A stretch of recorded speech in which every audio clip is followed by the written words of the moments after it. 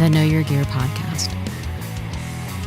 The Know Your Gear podcast is brought to you by Patreon members, channel members, and viewers who like and subscribe. Thank you for making this possible.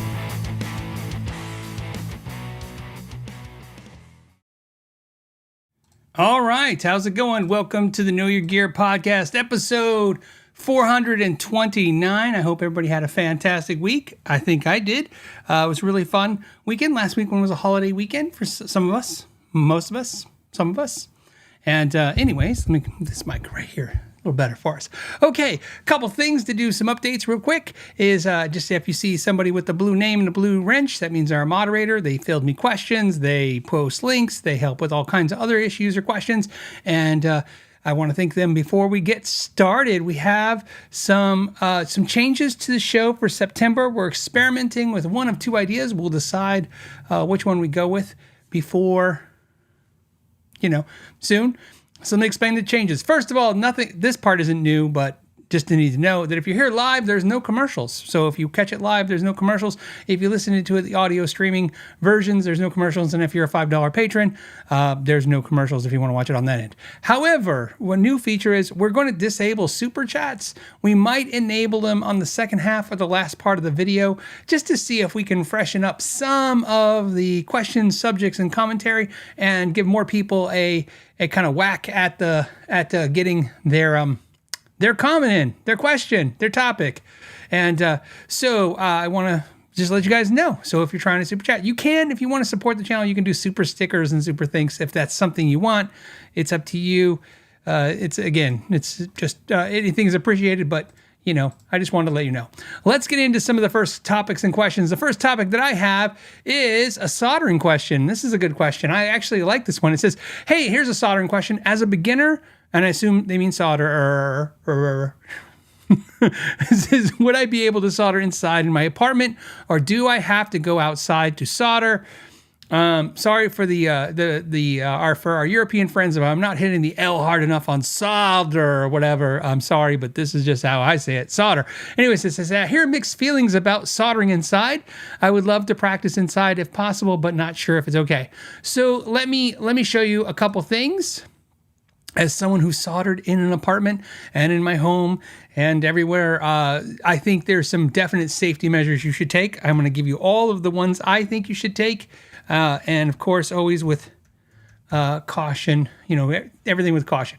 So the first thing I'm going to suggest to you is buy this solder station. So let me share that with you. This is it. I will put a link to it.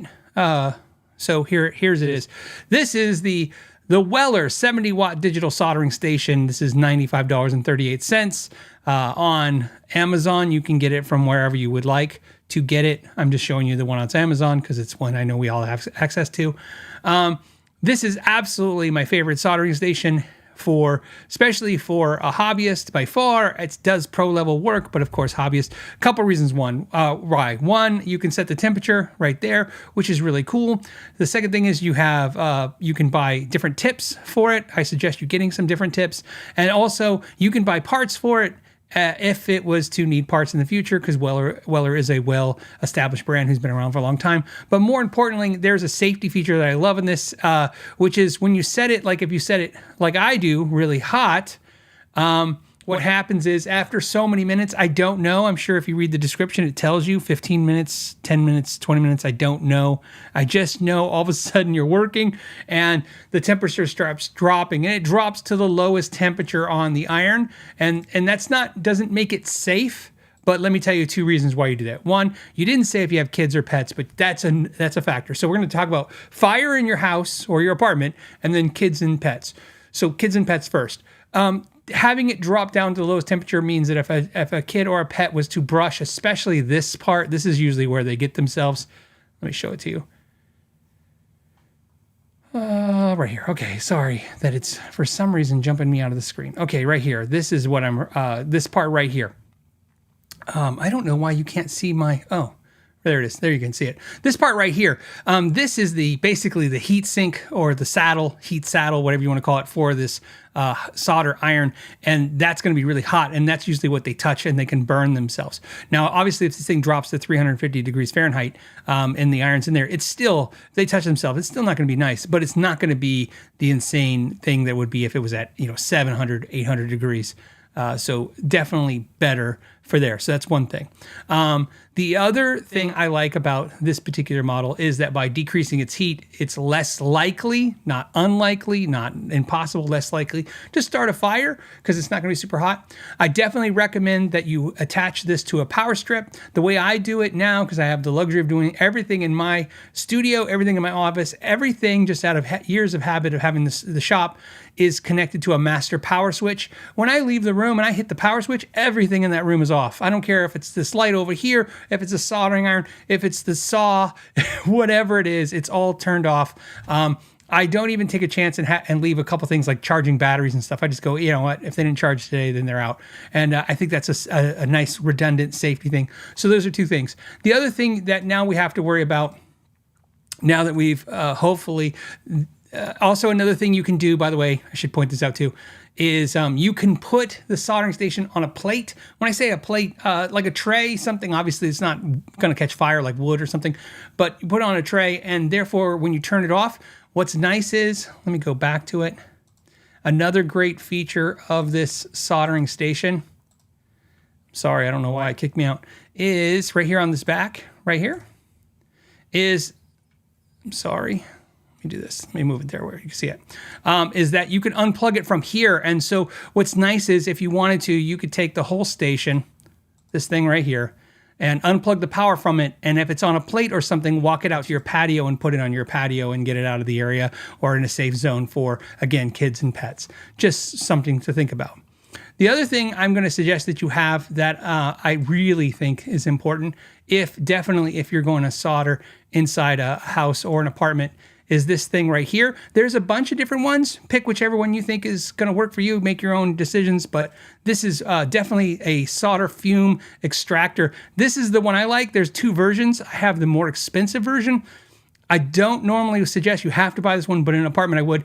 So the reason the expensive version has these two arms that have the alligator clips, so that if you want to solder something right here, what happens is this is going to suck the solder into this filter, and it's going to make it a little safer. I still recommend eyewear and maybe a mask, but this is just to make it better for you in the long run. And of course, if you have somebody in the room, let's say you're in the kitchen area of the apartment and somebody's sitting on the couch watching TV, this is going to be helpful to have this suck up that in the area. Now, that's, again, you make all your decisions yourself, so I'm not telling you to do it with people in the room and stuff. I'm just being honest that that's just something I did. I soldered at the kitchen table while somebody sat on the couch.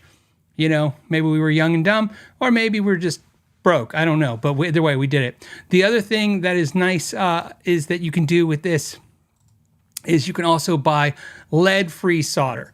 And so I hate lead-free solder to work with, but I would definitely say that if you're going to be in a confined area with no ventilation, and keep that in mind too, if you can open the windows, that'd be nice as well. Again, eye protection, some kind of ventilation, definitely all very appropriate things.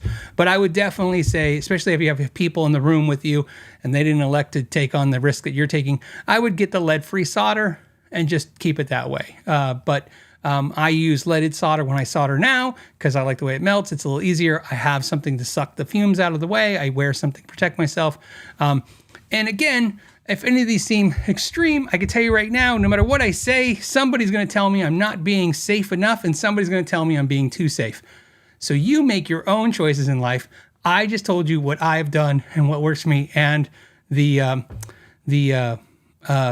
tools that I would recommend. And I think if you think about that, if you look at those two tools, although not inexpensive by any means, $40 for the fan, and what was this soldering station? Was that it was $95. So you're talking about $150 with tax, all in. Not a little bit of money, but not an insane amount of money for safety. And I can't tell you about the fume fan per se, but I'll tell you that Weller will probably, if you take care of it, last you a lifetime. So it's a $95 buy once, cry once purchase. Those are my suggestions if you want to solder and I say, you said apartment, and I'm saying apartment, but also I'm just going to say confined space. Places without ventilation, places that are not industrial, places, something like that. The other thing I recommend, besides my pushing my finger in my ear, is we have here at the house, you can get a fire extinguisher. That's a really good idea to have around. You can get those at Costco. And also, you can get a fire blanket. And we have those, believe it or not, we have them everywhere I work. I have a fire blanket. And I hope that's what it's called. I'm going to look it up. I'll be able to tell you what it is. Yep, this is it. This is a 1-pack. This. We have these. See how it has a little hole right there? We have these hanging everywhere. We have one in the garage. We have one in the kitchen. We have one in my shop area. We have one anywhere we work with anything that can be flammable. We have one of these. And then we have 2 fire extinguishers in the house. I think a small one in the sink and then one in the garage that we get to quickly. But in your case, maybe this is just enough. But I would have something like this. So just, again, what was the price on this? $25 for your safety. So something like that. If somebody has great suggestions too, go ahead. Go ahead and make suggestions. But I'm just telling you what I use, why I like it, and safety first. I'm a safety first kind of person. I don't know why I am that way. But I am that way. Safety first. In fact, if you say to either one of my children, like I broke them almost, like a drill sergeant, if you were to walk up to either one of my kids and just say, you know what they say, safety, they'll go first. They know, or if you just said safety, they go first, safety first. So I had to do it. Okay, let me go back to some questions, topics.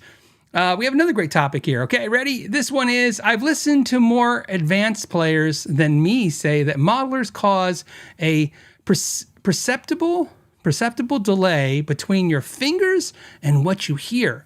So the AD conversion, processing, and DA conversion, I assume, whatever, processing, takes a finite, if not short, time. Just wondering if that's also true with digital pedals. They may have less processing to do, but are digital pedals an issue for old school advanced players? So a couple of things we're now going to talk about. So when we're talking about latency, we'll call that latency, right? I know that's not really a technical term. Latency is used a lot more for record recording kind of thing. But latency in the concept of, you don't feel like you're getting instant, what you're putting in is not coming back instantaneously. Doesn't feel organic and intense that way. That is 2 things. One, your ears, your playing style, your skill set can determine how much of that you detect. In other words, some people don't detect any because they're just not good enough to know, or more importantly, they don't play anything that's so percussive or fast. If I strum a chord, there might be a little latency, but it's just going to be so small, most players aren't going to notice it. However, the more articulate you play, the more you're going to detect it. The point I always make, and I've always said this, and I'll kind of come back around to this latency thing, is I've said this many times, gear is for the musician, not the audience. The musician's job is to make the audience, have quality, right? You want to play something that sounds good to them. Your job is to sound good, play great, play good, sound good, play good, right? Entertain well, whatever you want to say. But the point is, if you get a Katana or if you get a $4,000 boutique amp, the audience isn't supposed to be able to hear the difference. They're not supposed to tell. It's not they can't. See, somebody says the audience can't. I hate it when people say the audience can't tell the difference. I have stood it. I know I'm a musician, but I have stood even when I was a musician. I know what crap sounds like. Just like you guys do. You hear it and you go, oh, that does not sound good. Everything's horrible in the mix. Everything's not, too bright. Something's too bassy. So anybody can detect it when it's not right. The point is not that the audience can't tell. The audience is the point is the audience isn't supposed to be able to tell. They're not in on it. They don't know that you've used the most organic, highly selected pedals on the planet. They are just supposed to hear good sounds. And so your job is to turn whatever you have into something that sounds pretty good at the best of your abilities, whether that's your playing abilities or your ears or whatever. So that being said, I think every time we go to this digital debate, you understand that I think most musicians, I would say the majority, I don't know for sure a percentage. I feel confident saying 70%, which is a pretty good percent, 7 out of 10. 7 out of 10 professional musicians using digital products do not so much swear they're exactly like, analog product, like tube amps or analog pedals. They just find that it fits their needs, because there's more needs than just having the purest tone or the exact sound that's in your head. Sometimes, you don't want to spend 2 hours setting up your rig. Maybe you perform better and play better if you haven't spent, 2 hours moving the rig and doing sound check. Just being able to plug and play and go is just, like I said, it makes you perform better because you put less energy in that. So what I'm saying is there's concessions in this. So to your question, when somebody says, "Oh, there's latency," or it just doesn't sound as good, well, yeah. And so if your point is, if your argument is, I'm not going to make that concession, I'm going to use my Dumble amp with my Klon pedal with my 1959 Les Paul, and that's the only way I can get sound, and that's the only way I'm happy, well, then you should do that, like we talked about in the past. But if you think you could take a Epiphone through a Katana and you think you can pull off the gig, well, as long as the audience doesn't think they hear crap, I guess you're fine, right? Because again, if you think you can pull it off. And I would almost argue, in fact, I think we've all seen it. We've seen the videos of like Joe Satriani playing like a Squier through a little amp. I think we've seen Joe Bonamassa playing like an Epiphone through maybe a Katana or something like that. The point is, if we give Joe Bonamassa an Epiphone through a Katana and he sounds good and you say, see, it's not the gear. Well, it's not so much that it's not the gear, it's that he's really good at making things sound good, right? So that just proves that if he wanted to play an Epiphone through a Katana, he could. He just doesn't want to. Why? Because he's got a bunch of semi-trucks and he's got roadies and they can set up his rig, and he's paid a lot of money and he wants to give the audience the best show, and he thinks part of the best show is to have the best sound, and that's where he lies. And he's not making concessions because he doesn't want to / doesn't have to, right? That helps as well, right? Like I said, most musicians I've talked to that using IRs instead of cabinets now, or using, like the aux box or something like that for their amps, or using digital modeling, it's a concession they made and they have a reason for it. Sometimes it is a cost equation. It's too expensive to take the real deal. And sometimes it's just a physical equation. Like they're like, it just doesn't make sense. And this isn't new. This is something that's been going on since the 80s. When I say that is not modeling, musicians have been making concessions. For instance, like a guitar player on a tour might only take his head and just use whatever cabinet the backline has because he doesn't have room in the bus, right? He's decided that everyone being able to sleep is more important than having the cabinets with them as well. So again, I once saw Gary Hoey perform, and they were driving in a van, and Gary Hoey had his pedal board, and he was running that through whatever backline amp he could get at a show. The bass player was running his bass through a backline amp, and the drummer was only taking his cymbals and snare. So they were using a backline drum set. So they were touring that way. And we sat down, and talked to him, and he explained that on the tour he makes so much money, and then he pays out the band and the manager, and he's got to pay the hotels and all this stuff, and that, at the end of the show, when he gets back, he needs to have some money to live off of, until the next, tour. And I don't want to say I interviewed, but I hung out with Tony McAlpine on his tour bus. And I watched him explain the same thing about how the bus driver isn't allowed, because the bus driver was union. This is what Tony McAlpine told me. The bus driver is union. So the bus driver, by union rules, does not sleep in the bus. He has to sleep in a hotel. So they have to pay for the driver, the bus, to rent the bus. And then they have to park that bus while the band sleeps in the bus. The bus driver sleeps in a hotel room, right? It's expenses is what I'm trying to say. So, he was taking, at that time, he was taking the Gig Meisters by Hughes and Kittner, because again, looking for, it was a concession. I love the word, so I'm using it a lot tonight. Concession. He was basically like he could take a big amp, pay for everybody, and at the end of the tour have no money. And he decided, I'm going to have money. So I think that's why musicians make the decisions that they make. In fact, also, I think if I recall that the way his tour worked, there's a lot of ways tours work now, is like the first band pays to be there, and then the second band gets a smaller cut. There's like a hierarchy to it. There's channels on YouTube you should check out where there's people who are in the touring industry and they talk about this stuff, and it's really interesting. And if you hear that and you see how they have to make money now and all the things they pay for, you'll see why they have a Kemper or an Axe-FX or a Quad Cortex now. And it sure is not 100% because, oh man, it sounds amazing. It sounds good.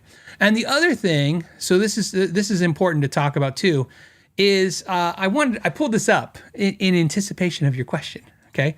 Because I saw the question, so I pulled it a topic. And I was thinking about this the other day, and when people talk about effects pedals, digital pedals, digital processors, digital stuff, and how good does it sound? Well, here's just a reference. My son was born in 1999, and in 1999, I think I told you guys this, we made my son a time capsule. He got it when he was 21 years old. We gave it to him. Time capsule sounds fancy. It was a Tucker tote, if you know the brand Tucker tote, like a Rubbermaid thing. We filled it up with all kinds of stuff, that happened in 1999, and some interesting things from his childhood and stuff.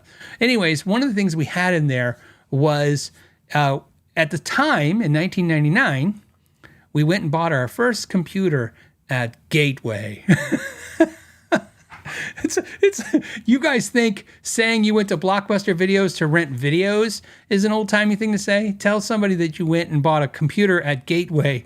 So anyways, the top of the line, which is, by the way, not the computer we bought, the top line computer in 1999. Ready?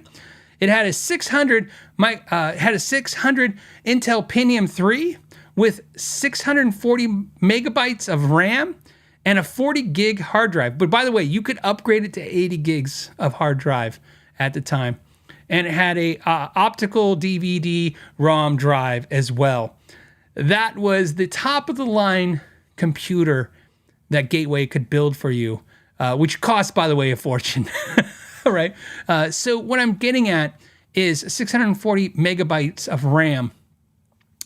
And my point is that that's exactly how digital stuff works. They work like a computer. So when you look at an old Digitech or an old TC Electronics or an old Line 6, or pick your technology from 1999 or 2000 or 2005 or 1995, and you look at now. So what my point is that if there is a latency, if there's an issue, it's getting better, and it will continue to get better because it'll get cheaper to put better processing in there. I've talked about this before. One of my friends, Larry Mitchell, tours with an Axe-FX, and even he has to do some stuff with like reverbs. He'll run them on his Eventide H9 to offload some of the processing power.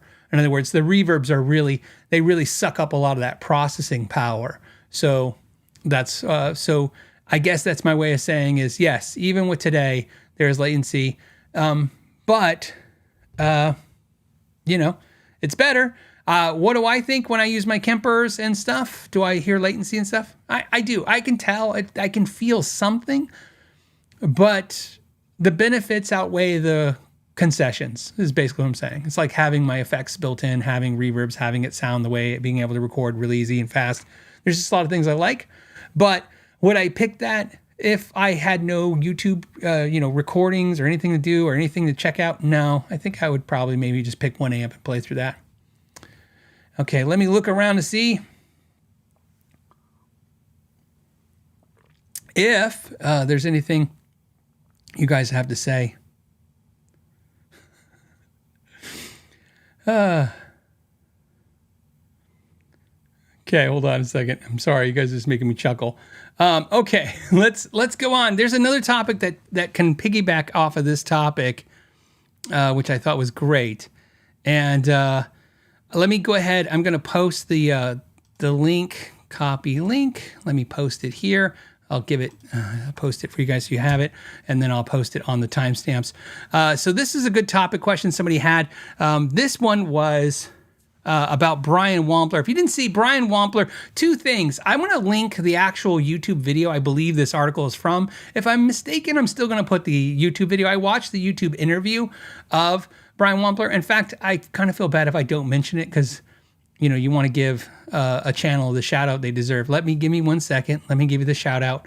Let me go to my history and I will find the channel. The channel is Products of Music. Okay. I will put the link. Share. There it is. Let me copy this. Give me a second. And so anyways, Products of Music is the channel. They did an interview with Brian Wampler. I will post it here. And then I believe Guitar World did an article based on that interview. If I'm mistaken, I'm sorry. I apologize. Either way, it seemed to be on the same subject matter. So let me just give you the topic or question they're asking me. They said, Brian Wampler of Wampler Pedals has likened the rise of digital amps and pedal modeling to the impact on Napster on the music industry. This is what basically I read in the article. And I heard him talk about it, of course, in the interview. It was a very good interview. You guys will watch it. And it says, he suggested it could take a significant chunk out of the traditional pedal and tube amp market. He explains that just like Napster made it easy and accessible without needing to buy, digital profiling technology allows guitarists to capture and replicate the sound of traditional gear, potentially reducing the need to purchase physical pedals and amps. However, Wampler also sees this as an opportunity for manufacturers like his own company to pivot and transition their exiting products into digital plugins. Oh, okay. So yeah, I heard him say this. So, okay, I want to go on this on many levels real fast. So Brian was basically saying that obviously, like you heard, that the digital products are going to make it very hard to compete with pedals. Think about this. Digital products don't have tariffs. So think about when we were talking about last week about the plug out pedal by Boss, $10, but no tariff on that. So that already is going to be very appetizing to a lot of businesses. People are definitely, his other point to this is kind of like the Napster thing is that he makes a pedal and then a company like Axifex or Kemper or something, they basically replicate that sound and put it in one of their devices, and it comes with this device, or you can buy it as a digital upload, and therefore he's being undercut. So he's kind of thinking maybe in the future he'll pivot by when he's deciding to discontinue a Wampler pedal, maybe he'll sell that as a plugin, right?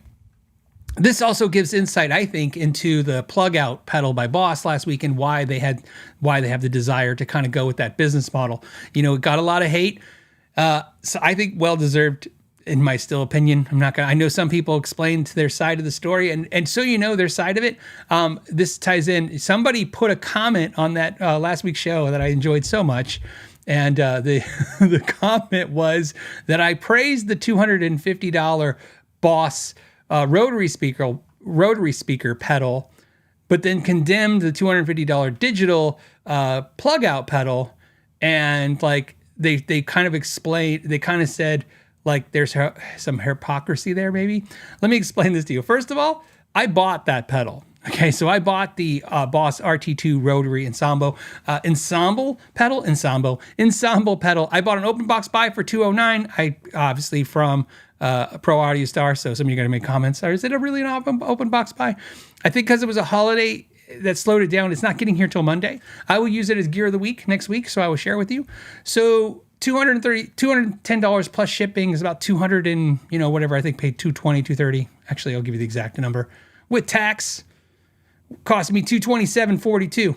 So putting my money where my mouth was, yes, I would rather buy the $230 ensemble rotary speakers pedal, ensemble pedal, over the plug out digital pedal.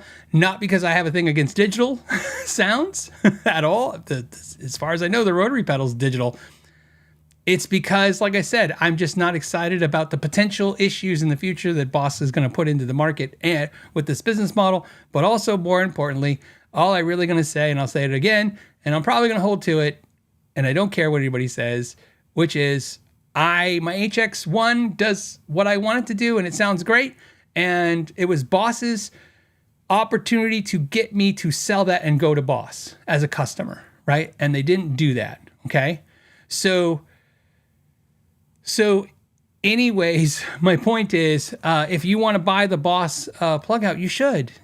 Absolutely. If you think it's great, buy it. I personally don't think that's enough effects and enough. It's not going to make me replace my HX1 Stomp. That's basically what I'm getting at.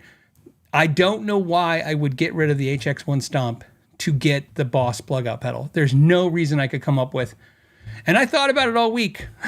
I tried to come up with one good reason for me to buy that plug out pedal, just to buy it and have it or use it in a video. And I was just like, I can't come up with a good reason.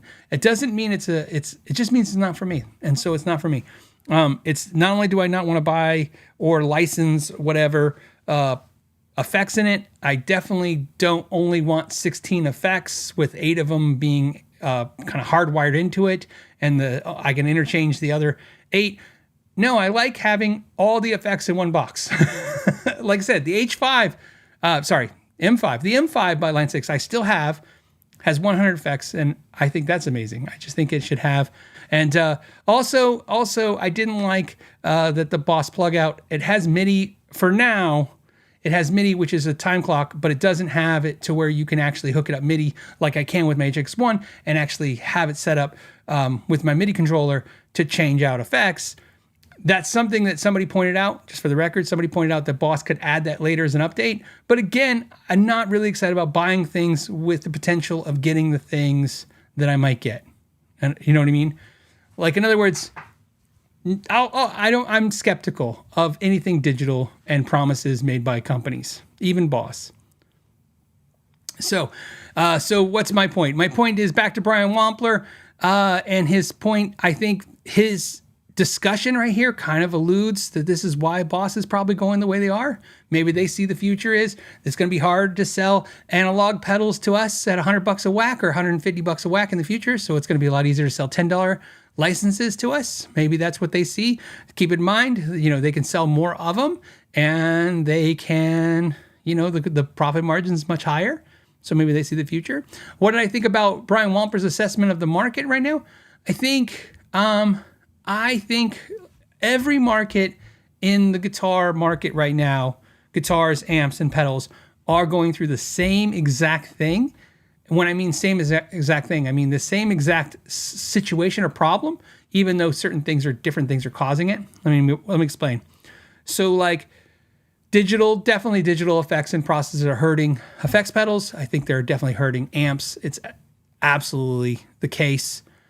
And, but guitars obviously aren't being hurt by digital products. Guitars are being hurt by, again, oversaturation and other things. And I think that I think the strong will survive. The best quality will stay the test. The better brands will come out ahead.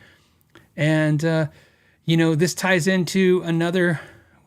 I guess I'm on a roll today. This ties into another topic that I saw, and it was. This one was from Mr. Mont, who says, hey, there was an interesting video on 5 Watt World channel, and there, he had the Reverb data guy spoke and used guitar prices, and he said no crash is evidence in the data. So what's interesting is, I don't know where the word crash would come from. This is used a lot, like I hear it in the real estate market, and I see it in the car market a lot. It's a crash, the real estate crash. I think kind of like the interview I did with Mike Klim from Sweetwater and the interview I did with Gabe, and of course the discussions we have on here on the show. What I saw, by the way, I listened to the 5 Watt World interview with the guy from Reverb. What I got from it, this is my perception of it, is the market's down. A very positive spin on the market being down, right? We know the market's down because it was in a boom before. So the boom can't last. It doesn't sustain. So no one's really questioning whether or not the market is down. We know the guitar market is down. Here's how I know, because Reverb's telling me in 2 ways. Reverb is telling me. Here's what Reverb's telling me. First of all, if you go into the menu of your Reverb account, and if you have your My Collection tab, when you go to your My Collection, I'm going to show it to you. I'm just going to show you this. Here's my collection. These are the guitars I own, okay? Reverb, if you put it in your collection, Reverb tells you their estimates on what they think this stuff is worth, right? Okay. My collection, according to Reverb, is worth 20 to 30%, 20% at least, less than when it was 2 years ago. That's Reverb's telling me that. They're saying, hey, all your stuff, if you guys ever do the Reverb collections, you can put your gear in and it kind of keeps track of all your gear, but also keeps telling you kind of, if you saw it, tells you like what's the average price in the market and generally speaking, what's your stuff worth if you were to sell it. My stuff's worth 20% less than what apparently it was worth before 2 years ago. So, okay, so that's down. The other thing is I cannot go on Reverb without 5 retailers sending me offers for product. Obviously, I just bought a brand new pedal for 15% off, right? So they're being aggressive with sales. So the market is softer than it was. It's down a little bit. And I don't think anybody's disputing that. So what I got from the Reverb guy, to answer your question about what I thought of it, what I got was, he said there's no crash, but that's not an answer to anything I cared about.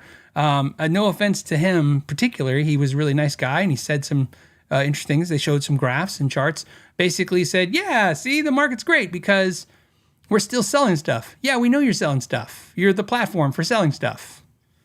It would be an apocalypse, right? In fact, if Reverb's selling too much stuff or they're selling no stuff, that's a really bad thing, right? Too much stuff selling means everybody's totally broke, has to sell all their personal items, and they can't survive. And if there's no stuff being sold, well, that's bad too. So what I got was, yeah, the market's down, but again, like we talked about, is it a crash? I don't know who's saying it's crashing. And just what we do know is that when the market comes down in the guitar market, this is from the guitar market side only, then what happens is there's this really very confusing thing that people think, and I don't know why they think this, maybe because they're not in an industry like this, like a retail industry. When the market drops in the guitar market, what doesn't happen is every company goes down 10 or 15%. Okay, that's not what happens. It's not like it disperses the pain equally across the platforms. So every guitar manufacturer is down a little bit.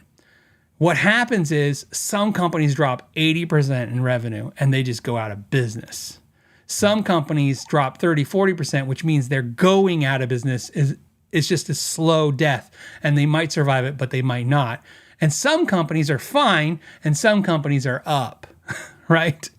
And that's exactly. And just to point out this, and I always kind of find the stuff that I tell you guys discretionary. I want you to know. I basically, I'm telling you, I don't want to tell you what I'm about to tell you, but I'm going to tell you anyways, because I think it illustrates the point so much that I can ramble for 10 more minutes if I don't just say this.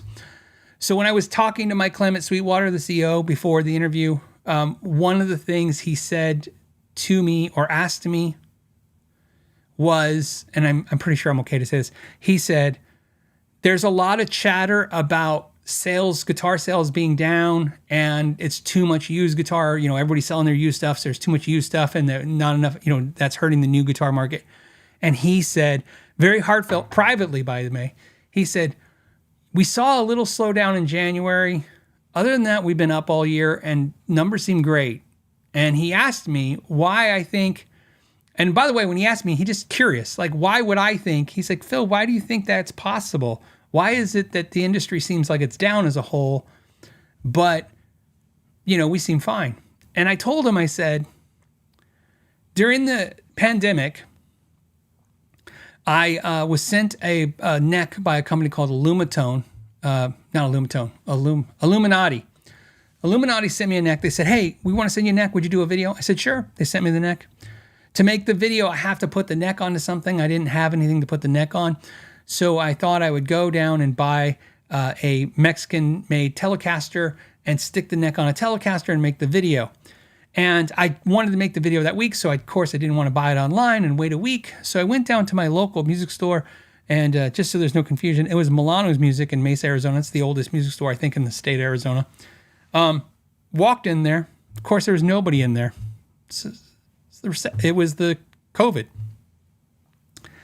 And they have guitars on the walls, and I'm looking at them, and I see a Telecaster and it's just not the color I want. And so the sales manager, I don't know if he was a sales manager or sales lead, whatever. He said he was in charge. He came up to me and he's like, "Can I help you?" Actually, that's not true. He didn't say that. That would actually make the situation better. He was standing there and I said, "Hey, I have a question." He's like, "Okay." And I said, "I'm looking for a Telecaster, preferably made in Mexico." And I said, "In any color but the one you have on the wall." And then he says to me, I'm being funny now. He says to me, he says, "Man, can't even get these right now. Whoa, 6-month wait. If you ordered it right now from us, you'd get it in 6 months. Can't even get you a guitar. That's how fast they're selling. You should, no, there's no way you can get a guitar." In other words, buy the one he's got on the wall because there ain't no guitar. He's like, "We're putting in orders right now with Fender 2 years in advance." So I walked out to my truck. I ordered the guitar off Reverb, and it got there 4 days later, and I made the video that you guys all saw. Oh, and I got it for a smoking deal. So I told Mike, I said, I haven't been there since. I'm not mad at them, but the reality is this is what I told Mike. I said, when it's a seller's market, the buyers remember how they were treated. When it becomes a buyer's market, the funny part of the story is when it's a buyer's market, the sellers don't really remember the buyers when it becomes a seller market again. That's not usually how it works. So in other words, what I'm trying to say is right now, buyers are buying, but their discretion, they use discretion on their expense. They know they can get a deal now. They don't have to fall for all the gimmicks. They don't like some of what the brands did. Some brands chose to pass a price increase every 5 minutes. Some companies said crazy things and did crazy things, and some companies treated you the right way. And I think the companies that treated people the right way are going to continue to sustain. So I think that ties into the market right now. So I think, so back to the Reverb explanation of the market, it's not crashing. I don't think anyone thinks it's crashing. I tell you guys all the time, I can tell you right now that without a doubt, if you look at affiliate clicks, in other words, what you guys are buying off my affiliate clicks, you guys are buying more than you were buying in 2019, but way less than you were buying in 2020 and 21 and 22, for sure. There's just no comparison to what you guys are buying. I'd say half? No, way less than half. 20, it's about probably down 75% from when it was the height. But that down 75% is still way up from before the boom. So that's where I see people at. And then funny enough, I had a funny story. Let me, where's my phone? Do I have my phone? I don't. How do I not have my phone? I don't have my phone, guys. I'm sorry. So I was going to show you guys something. I was at Guitar Center last week in the one in Phoenix, Arizona. I know that there's a lot of them in Avondale and stuff. And I was walking the store, and out of nowhere, I was pleasantly shocked and surprised. My friend, good friend, but also he was my lead teacher at my music academy. He has a master's in music education from Berkeley. He is now the manager at that Guitar Center. So I saw Frank and I go, "Oh my God, hey Frank." And he's like, "Yeah," and he's here now. And we talked for a while. I bought something there. I'll show you guys later what I bought. Not today, but I'll show you something I bought. And it was a great talk and great time. And we talked about the market right now. And he said exactly what I'm saying. He's like, we're selling a lot of stuff, but he's like, we're choking on katanas used and inexpensive Squires used. He's like, people are bringing us the same stuff to trade in, but we're seeing some basically cool stuff and unique stuff are flying out the doors, and they produce too much of its stuff during COVID is just choking up. So yeah, I think that's where the market's at. That's my 2 cents of it. And I notice that's where I'm buying too. If somebody makes something exciting and new, I'm after it, and if they don't, I'm kind of sick of it. Speaking of that, let's do Guitar of the Week, right? Do I have it set up to do Guitar of the Week? I do. Now it's time for Guitar of the Week. Look at that. So Guitar of the Week. This is exciting for me. I want to share this with you. I'm going to show you a guitar. I'm going to shoot you a guitar. I'm going to show you a guitar and tell you the story behind it. And hopefully you guys will find it entertaining. This was a guitar that I had never thought I would buy in a million years, and I technically didn't buy it, so I'll explain how it worked. Okay, so what do we have? It's a Kiesel. For those new to the show, every time I show Guitar of the Week, I say it's Kiesel because a couple people get upset. Because I don't know if they get upset. Anyways, what is it? It is a very, very sparkly guitar. This is a G&L Blues Boy in orange sparkle. Look at that. Boy, does that just make you want to go bass fishing or what? Look at that. Woo, that's big sparkle. So this guitar is really cool. Let me tell you the story behind it. First of all, it's hollow. It's actually hollow. The guitar is like 6 pounds. It feels like air. Not like a Parker, but darn close. It has a G&L pickup in the bridge, has the single coil pickup, and it has a Seymour Duncan 59 in the neck. So I told you guys, it has the 6 brass saddle individual screws. It has their medium neck, so it's the modern medium C shape, so a little thinner, think of a Fender neck, but just a hair thinner than that. And 22 frets. Okay, so why is this guitar? What's special? Let me tell you what's special. So I told you guys last week, I showed you guys the Luke 3 guitar. My buddy Pat decided to sell off a bunch of guitars.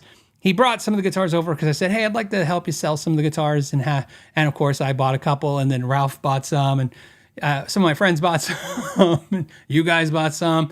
So anyway, just helping him sell guitars. And of course, I told him, I said, maybe I'll do some deep dives with some. And when going through the guitars, some of them needed a little bit of care because they've been sitting, so a little bit of setup, maybe some fresh strings, just making them, kind of polishing up the merchandise.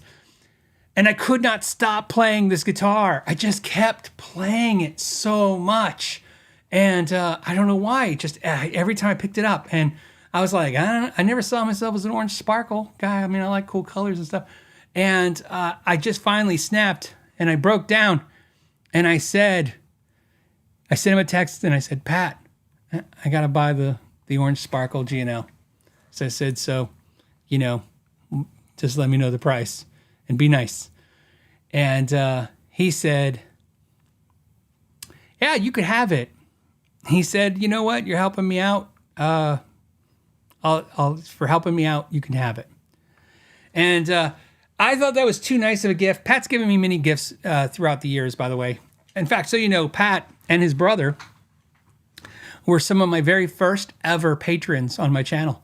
They were I told you guys, some of my very first customers. Pat was one of my very first customers. Obviously a great guy. But more importantly, he was one of the first, if not the most, to champion my YouTube career, whatever you call it. I don't know, can you call this a career? Decision. Whatever this is. He was the first one to support me. So I messaged him back and I said, I can't take it for free. I said, but I made him a deal. So here's the deal. I said, how about you loan it to me forever? And if I ever decide I don't want it, I'll just give it back to you. So that's the deal we made. Now, what Pat's going to learn right now, because Pat watches the show usually later. I knew you watch sometimes, Pat, because you tell me. I loved it, but I thought it was a little neck heavy. It was driving me nuts there because the guitar body's so light. So I took the G&L tuners off and I put on some hip shots. I bought a brand new set of ultra light locking hip shots and I put them on. So Pat, if I ever decide I don't want the guitar, you're getting hip shots. So, okay, let's share the guitar.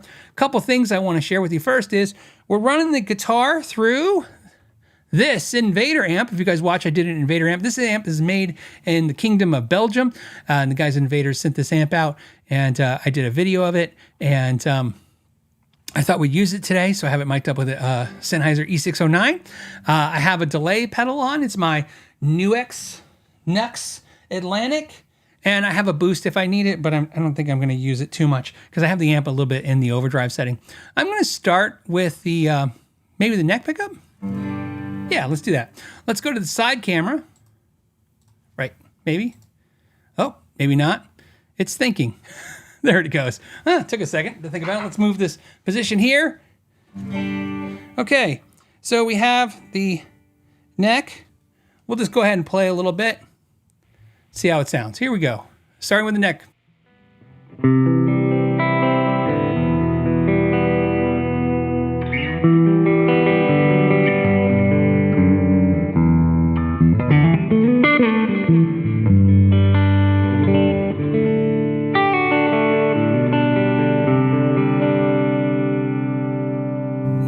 love is the neck pickup is really dark and the bridge is really bright, and then the middle, it balances out perfect. In fact, the bridge is almost too bright and the neck is almost too dark, and that's why the middle's sweet. So let's go to the bridge and then I'll show you the middle. Here we go.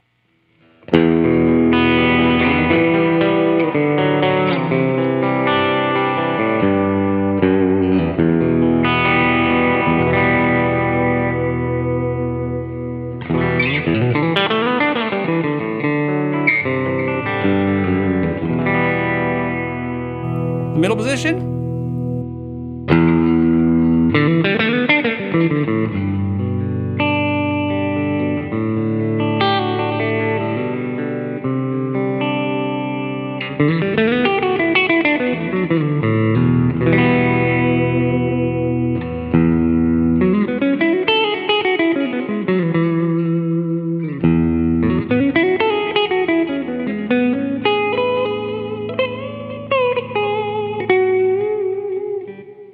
So I really like that middle. Go back to the bridge. Now I had the volume just backed off a little bit because again, I have the amp. If you look at the amp, whoops, let's go this way. If you look at the amp, I have the amp with the gain a little bit. You can see it's almost about 50% of the way. And then I have the boost on. So I'm just going to show you the bridge with the boost and we'll kind of go from there. Here we go.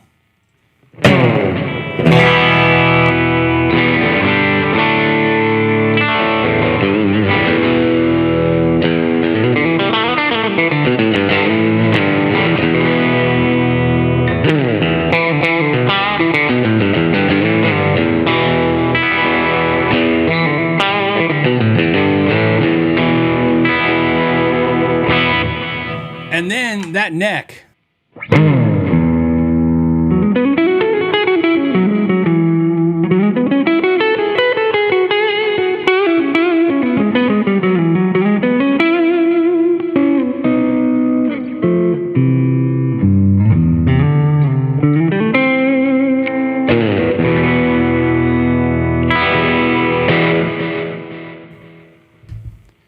Okay, so yeah, sounds great, right? I just kept playing it, and it just was so light, and I kept picking it up, and I just, like I said, I was sitting there the whole time going, and I'll tell you, sometimes you have I had it in my head, I was like, I go, I don't need another telly, I don't need another guitar. I was like, but I couldn't help it. I was like, I'm gonna do it.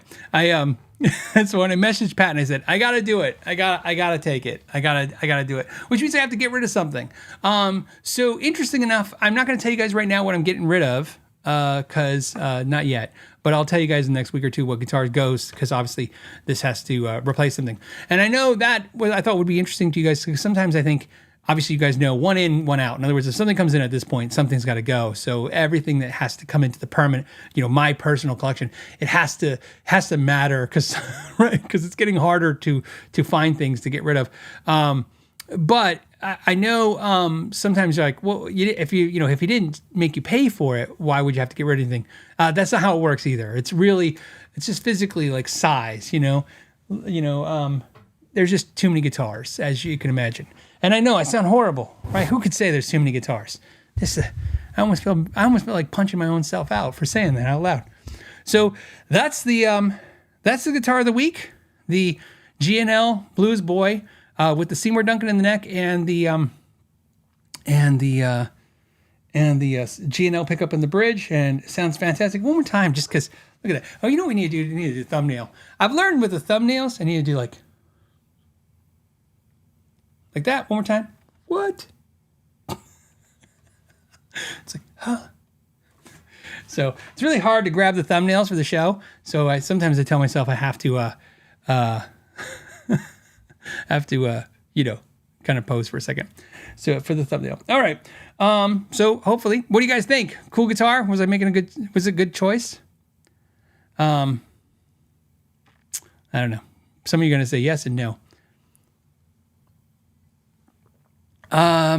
Monk Bucket says, Phil, how much is that G&L used? So, what's funny is when I sent him the message, I don't have my phone because I would just read you the text I sent him. So I'm going to do it off memory. If I'm incorrect, please give me a little grace on this. I sent him a message and I said, hey, Pat, I really want the orange sparkle G&L. I said, I don't know what you want for it. I said, when I looked them up, they're all over the place. They're highs and lows. Like some went for a lot and some went for a little. And he sent me back and he said, look, I think he said he paid $1,300 for it, used a back. So, in other words, I don't know what year it is. Oh, it's probably 2017. So is it 2017? So probably around 2017, 2018, he paid $1,300 for it. I've seen some go as high as $1,800, and I've seen some like this go as low as $1,000. Just like Heritage, G&L, and a lot of companies, even PRS, other than Fender and Gibson, who kind of can hold the line pretty good, a lot of these companies that are, even though they're good quality, they just kind of go up and down. G&L is, like, think of this. When I showed this guitar to my friends, all two of them, they're 50-50 divided. They were like, one said, oh, it's gorgeous, and the other one said, I can't get past how ugly that headstock is. So, that explains why the G&L market's a little tough sometimes in the used market. But I just love, well, I got to tell you, the finish is just fun to show you guys, but really it's just how it plays and how light it is. And I just kept playing it. And to me, I've learned if I pick up a guitar a lot over and over again, it's for a reason. So, Cheap Guitar Guy says, hey, I don't want to offend, but there's no such thing as too many guitars. The problem is you're right, except for in my world, it's just physically impossible to shove them any more spaces in this house. So this is it. I put them everywhere I can at this point. So unless I'm going to start stacking guitars in the bathroom, it's just that's it. Brian says Reverb has one for $450 and one for $1,400. If it's a US one, I would say buy the $450 one right now. If it's the Tribute one, I'd say $450 is a good price.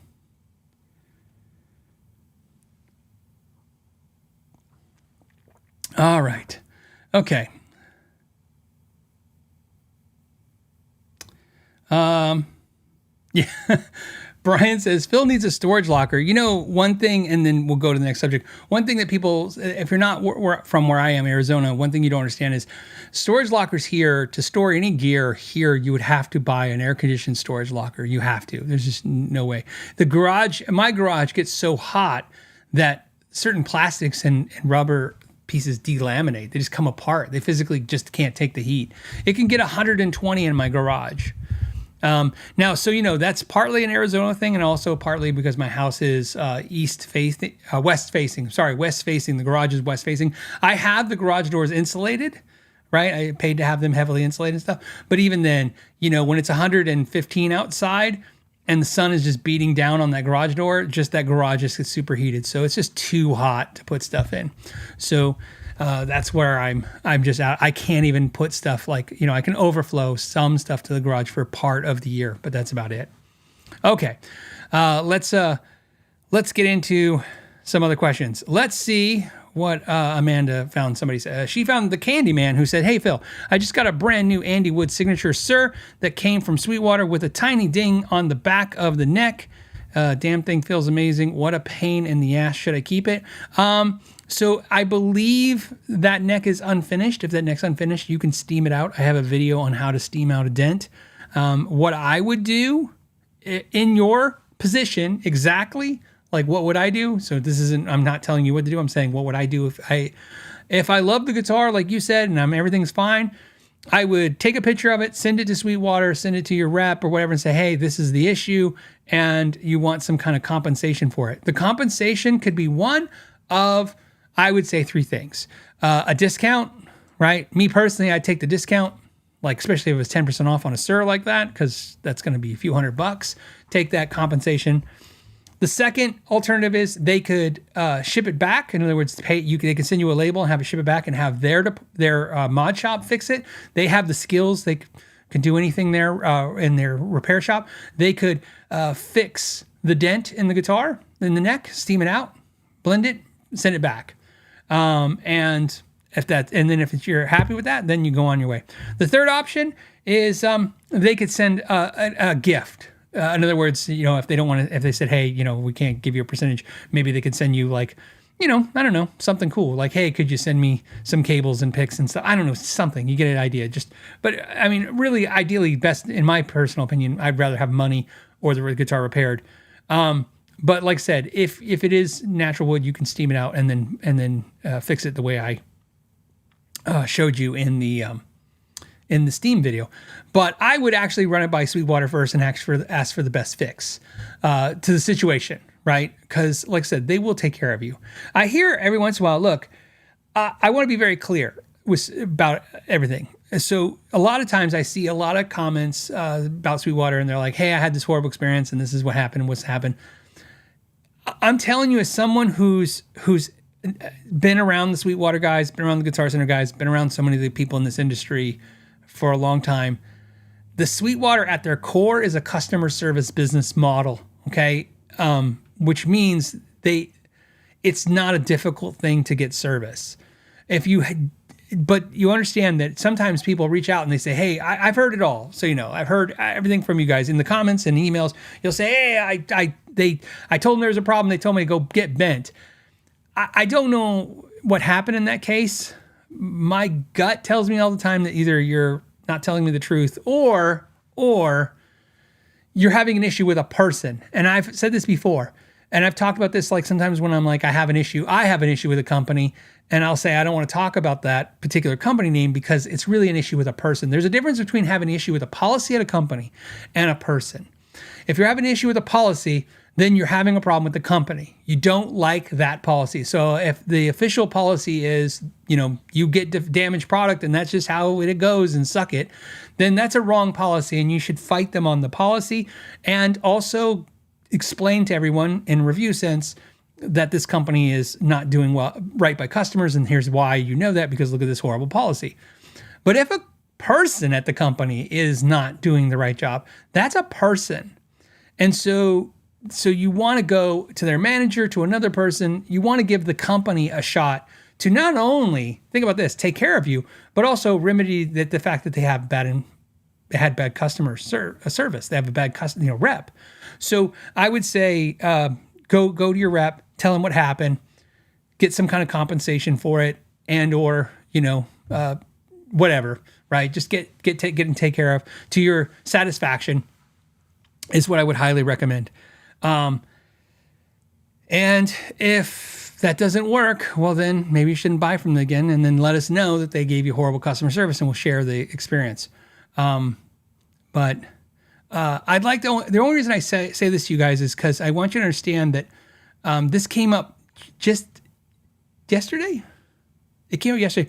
I don't know if you guys know, when I buy products for myself personally, I use my name. So if I buy something from a company, whether it's Sweetwater, Guitar Center, Chicago Music Exchange, local mom and pop, whatever, it's me. But when I buy stuff for the channel, I always we use a fake name. So we have a fake name because one of the luxuries we have is we have a way to ship stuff to us with a fake name and an address they don't know. So what I'm saying is I also have experiences when I'm not Phil McKnight, YouTube minor league extraordinaire on Fridays. So I'm just saying sometimes the pushback to me is like, yeah, but they take care of you because you're a YouTuber. Yeah, I'm telling you, I have experiences not as a YouTuber, weekly, because you guys know I can't help but buy gear sometimes for myself besides the channel. So I have not had a problem that could not be resolved with Sweetwater.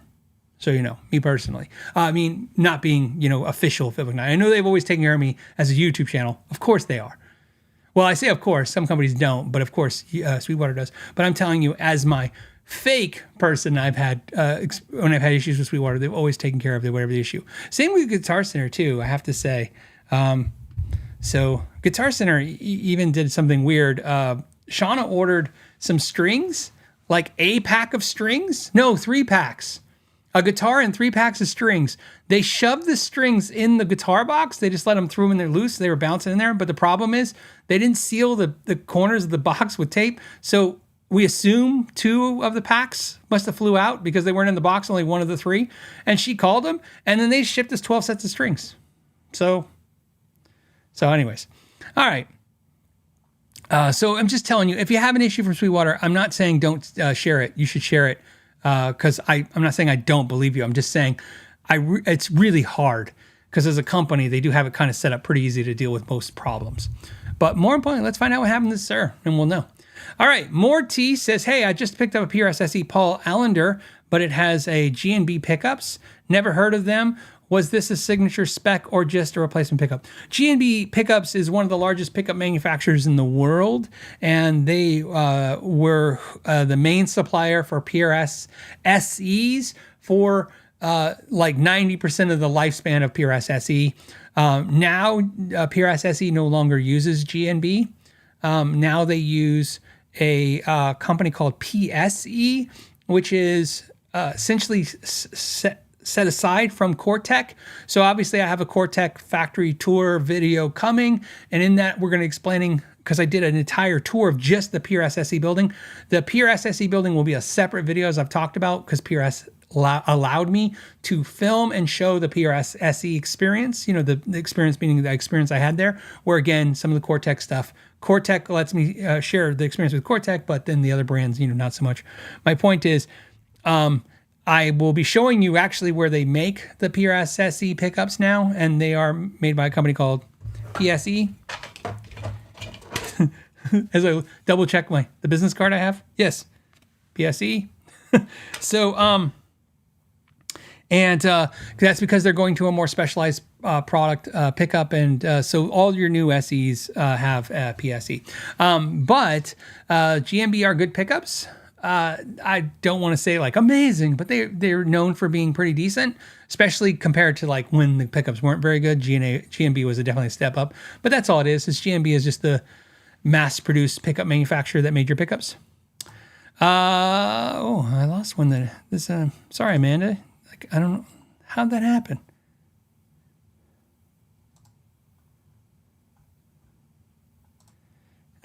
By the way, Amanda sent me 15. You're really working. Anyways, Sean Brooks says, Phil, any experience with Mesa Boogie 410 open back cabs? Thinking of getting one to run my deluxe reverb into, hoping to get some super reverb-esque tones. I did have an open back Mesa Boogie 410 for many years.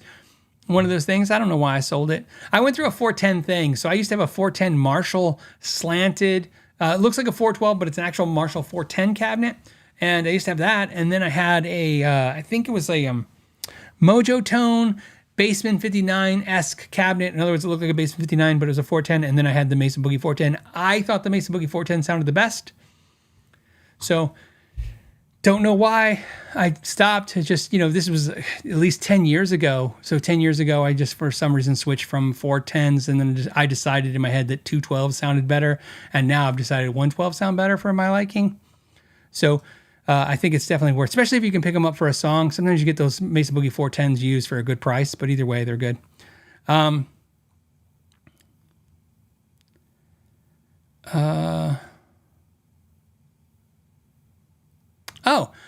This is a question from Sandeep. Sandeep says, how do you get rid of that annoying sharp plastic bump that are on the side of most Strat pickup switches? So if you guys don't know what they're talking about, on the five-way switch of a Fender Stratocaster, you have the plastic tip for the switch, and then some of you will notice there's a little bump on the side. And what that is, if you were a kid or an adult, I guess, and used to make model airplanes or model cars, that used to break off the piece of plastics off those, they came all in one piece, and you would break them off, and there would be these little nubs from where you broke them off. That's what that is. So when they make plastic tips for the Strat, the switch tips, they're in rows, and then somebody's just twisting them off. So in other words, they're just breaking like that little piece of plastic. That's why there's a little, I'm going to call it a nub. There's a little nub there. You can sand it. I usually sand it. Take some 800 grit sandpaper, something really fine, and just kind of put a little teeny piece on my end of my finger and just kind of rub it down. You can use a little file, but again, you got to be delicate, because but you just smooth it down, and then you can buff on it. If you have any kind of, I have a little buffing wheel, which makes life really easy for me. But if you don't have a buffing wheel, hey, Dougal Dog said spur. I think a spur works. That's a good term for it, like a little spur on the side. But you guys know what I'm talking about, right? I just want to, let's see, hold on. I keep forgetting. that we can just do this.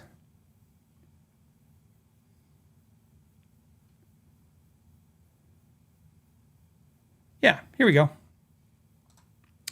So this is what it would look like in theory.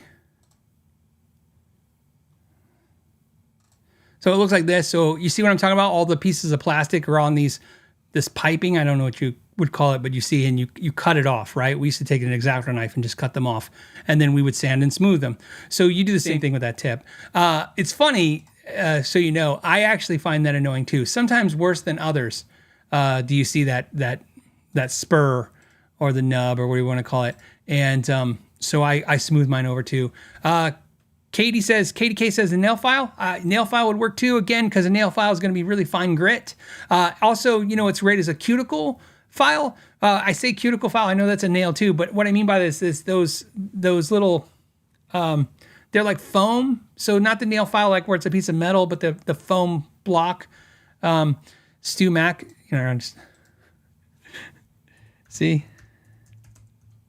Let's see if I type in cuticle file, it comes up. Yeah.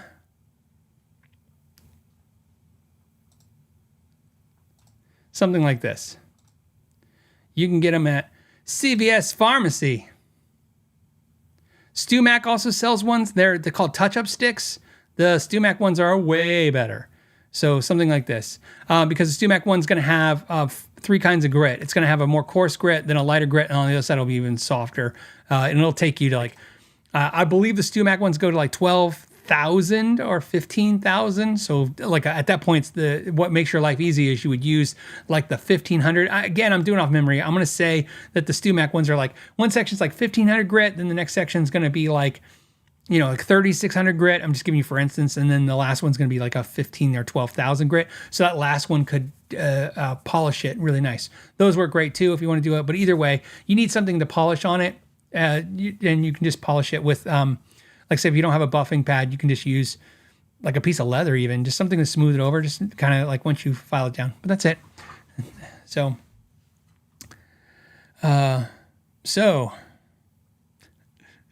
yeah. Yeah, tone files. Okay, let's go. Let's keep going. We have By Grace I'm Saved. It says, "Hey Phil, what can I do? What can you do about a pick that is lopsided?" What? It's off from the neck to the bridge. Oh, it's a pickup, not a pick. I'm like, well, I was gonna be like, oh, if your pick is lopsided, just constrain it. Okay, so you're talking about a pickup that's lopsided. Yes. So I'm going to assume when you say lopsided, you mean that the pickup is sitting in there and it's like sometimes they sit in there because the springs, there's 2 springs like this, and they just kind of get tilted, right? This is what usually people will see in a pickup. You'll see that, you know, instead of being flat, it's like tilted. So one of the bobbins is closer to the strings than the other. The way I fix that is the fastest way. I think the best way to do it is you just take the pickup out real fast and you put foam underneath there, and you put a foam so that basically it pushes up and makes it flat. And you can do that with just any kind of gray foam. You know, most pickups come with some gray foam. You can just use that. That works perfect. I mean, that's kind of the best way I've seen to do it. And that's the way I like to do it too. So that's just an easy fix. Okay, I don't know.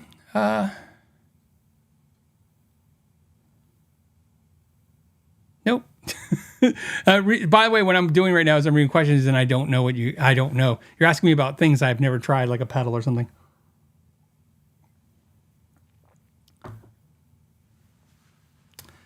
Dale says, "Hey Phil, looking to get my first real PRS Custom 24. I like the versatility of the 2408, but I don't like the TCI pickups. I'm assuming they can't swap them out. Do you know much about how they sound?" Okay, so if you're talking about the 2408 pickups where they're more narrow than the traditional pickups, I thought they sounded really good. You know, they sent me a core and I couldn't keep it, so it went back. If they let me keep it, I would have kept it. It would not be gone. One of the downfalls of when a company sends a guitar on a loaner is I end up liking the guitar, but just a way of keeping myself sane, if I like that guitar, which I did, when I send it back, I don't go buy one, because what ends up happening is I go buy one and it's not like what I remember. So I like that one, so I would highly recommend it. So if that helps.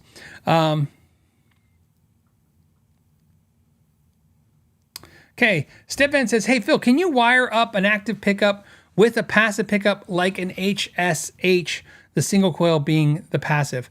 So some people are going to tell you no. Some people are going to tell you no. I'm going to tell you that you can. I have done it against my better my better advice to customers. Customers like, hey, I want you to put like an 81 EMG pickup in the bridge, and then I want a Seymour Duncan 59 in the neck. And kind of like, I'm going to, so they want to do it. And, at some point as a tech, you're like, well, okay, this is how I make my money. I do things that, do repairs or mods that people want. To do that, it's not super hard. Keep in mind, the main thing about the active pickup is, remember and in a guitar, a bass is different. A bass has active electronics. So this is where sometimes people get confused.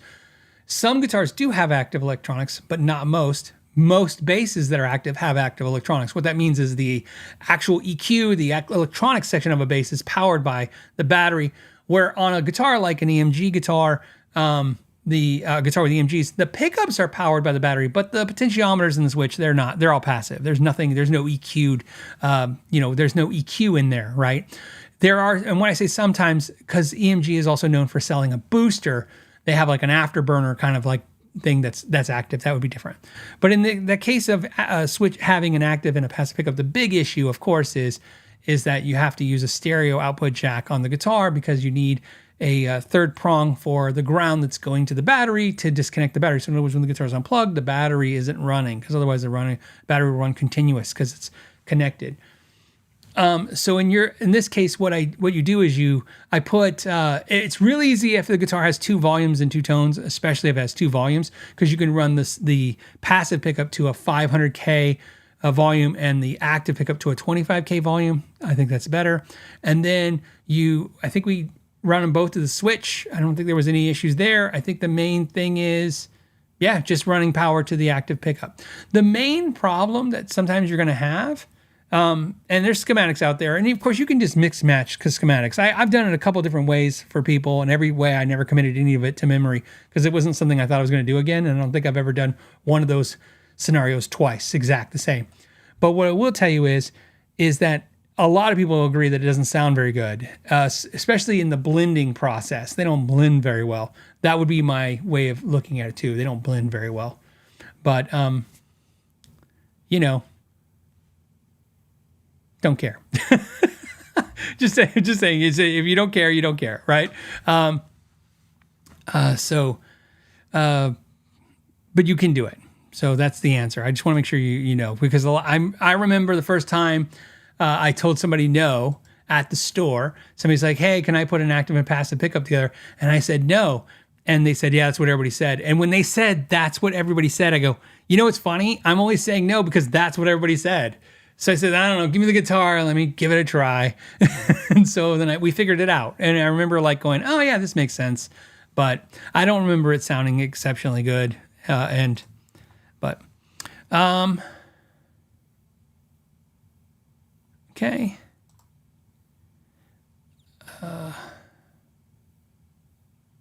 Okay, that I don't know.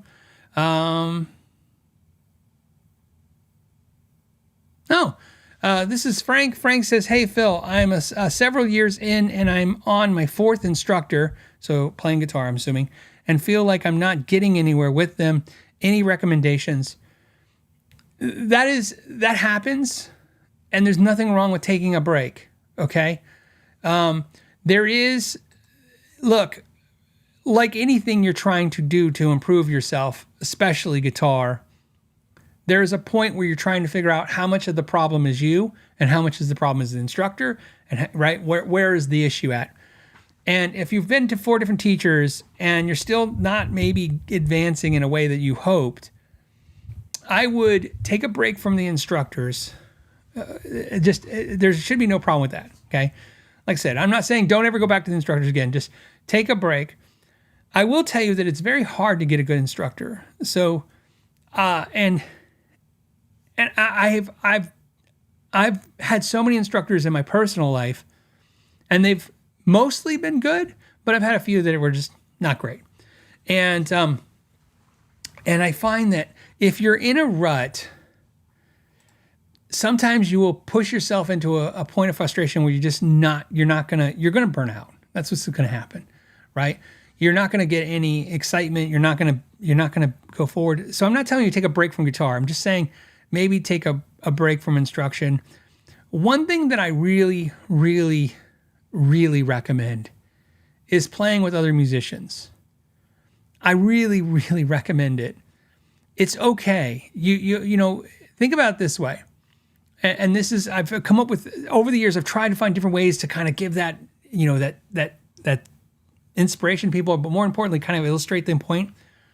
I want you to think about a group of musicians on a stage, and you understand, picture a stage, you have a bunch of musicians, picture a bunch, like 10 musicians on a stage, and one's just playing tambourine, right?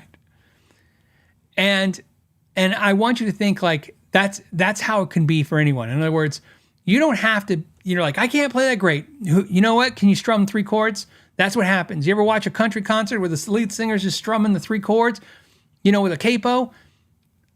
You know, can you get on stage with somebody and do that? Can you just interact with them? Can you interact at a church environment? Can you go, you know, can you find some online friends on like a Zoom call or something? Can you find a way to interact with other musicians? Interact with them. You don't have to, don't worry about, first of all, never worry about if you're good enough. First of all, the first thing professional musicians will tell you is kind of like the old thing where the business guys go, never be the smartest guy in the room, right? You know that thing, right? It's musicians the same way, never be the best musician in the room. If you're the best musician in the room, you're in the wrong room. That's what they'll tell you, right?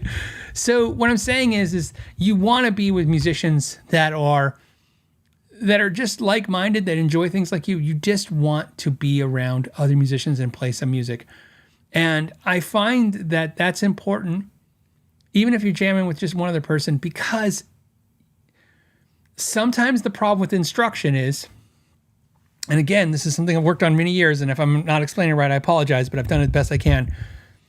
You know, to play football, you have to practice. You go to practice. You practice football. But if you only practice football and you never played, doesn't that sound sad? Like thinking about a football player who always goes to practice and practices every single week, and knows all the plays and does all the exercising and does everything, but never ever plays the game ever. Doesn't that sound sad? That's kind of how musicians are. You have to play music with somebody no matter what your level is. And so I would say that's where I would say if you're with multiple instructors, you're not getting anywhere. Maybe take a break. Maybe go play some music somewhere. Just enjoy playing a little bit. And that's just a suggestion. The hard part, that part's easy. The hard part is finding the other musicians. But, you know, do what you can. Find what you can. You know. So that's just my thought.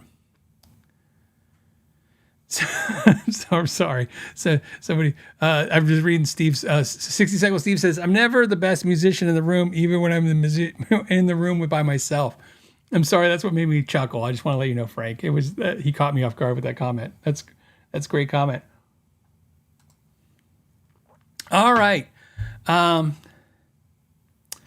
Professor X says, Professor X says, have you ever tried relicking a guitar? I wanted to relic my Strat with polyfinish, just to give it character. I have. So when Fender came to us to be a custom shop dealer, they came to us, and I think this is the story that's important because it kind of told the versions of it, you know, parts of it. I shouldn't say versions, but parts of it. So they came to us. It was in the middle of the recession, and they were like, they just lost another custom shop dealer. So Fender was pretty desperate to get some dealers to buy those expensive guitars. And I was just dumb enough to do it. But more importantly, they came in the shop and they said, hey, we'd like you to carry Fender Custom Shop, which is a nice invitation to get as a dealer. Like, you're like, wow, okay. And I had this idea, and I was like, okay, here's the guitars I want to order. And They go, no, you have to carry some of the Relic guitars. And at that time, you got to understand, put this back as 2007. So it was in 2007 for sure. So in 2007, you got to understand, Relic guitars were not, they were popular. They were starting to become popular, right? I mean, they had road worn and stuff, and it was a thing. But I mean, it wasn't massively popular, and I sure as hell didn't get it. You know, it wasn't anything like, I was like, oh yeah, totally beat up guitars for $3,000. That totally makes sense. And I couldn't do it because it was such a huge investment. We're talking at the time, I think it was like a minimum. I think the order that I was going to put in was like $34,000 or $38,000 was the opening piece of the order. It's a lot of money, man. You know, $40,000, almost $40,000 in the middle of summer. It was summer of 2007. And you're like, geez, right? Because that's another factor too. Summertime. Summertime, retail's much slower, so you're like, you know, it's not a good time to buy a lot of inventory.